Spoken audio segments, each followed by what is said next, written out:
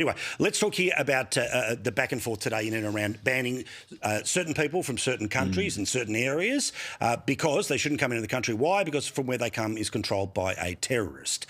Nick, it seems to have come from somewhere.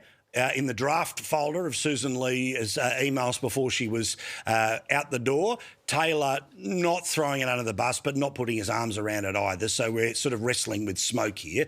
But what would you think about some level of discrimination in our otherwise non-discriminatory immigration program? Yeah, I think this is a very bad idea, Paul. This is straight out of the Trump playbook. And frankly, I think it's un-Australian. I mean, every country has good and bad people in it.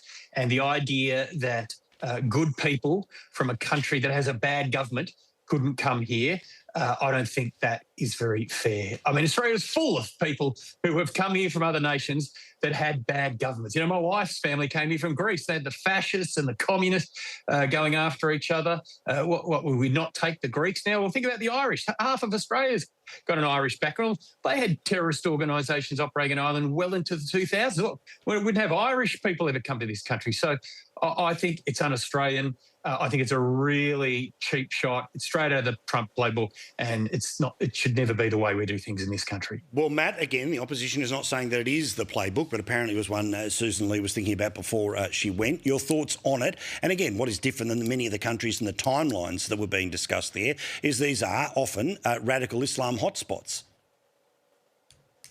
Well, I think what has to happen is it has to be horses for courses, and it's got to be in the interests of Australians. And we have already said, and the coalition has said, for example, we wouldn't have taken refugees from Gaza in the last couple of years because there simply was no process established to vet and indicate who was coming to this country. The key thing is we have to have a vetting process. We have to have a process that knows that the people coming here have not committed crimes themselves, not just terrorism, but any other crimes as well. And so where you have parts of the world where there are effectively no states, no governments, no records, no idea where people have come from, I don't see why we should open the doors to those people. There are plenty of people that want to come here, plenty of good people that want to come here. We're taking in far too many people as well, which is quite a separate issue.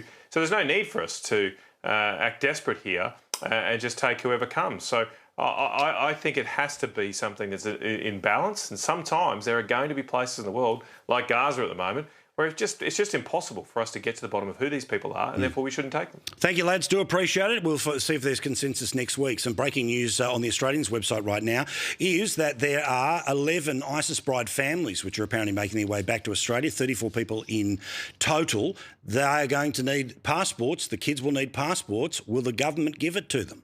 There's a reason they're moving. We'll get to that, no doubt, in the next couple of days.